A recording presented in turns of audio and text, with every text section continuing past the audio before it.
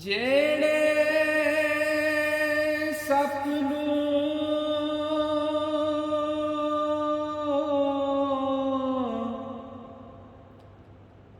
ਬੁੱਕਾ ਪੈ ਪਰ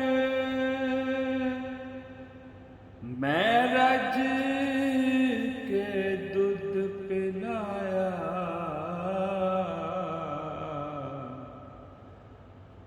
ਵੱਡਿਆਂ ਹੋਂਦੇ ਸਭ ਤੋਂ ਪਹਿਲਾਂ।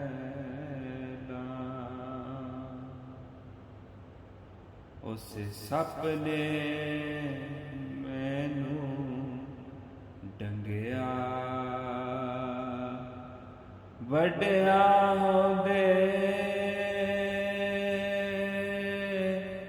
ਸਭ ਤੋਂ ਪਹਿਲਾਂ, ਵੱਡਿਆਂ ਹੋਂਦੇ ਸਭ ਤੋਂ ਪਹਿਲਾਂ।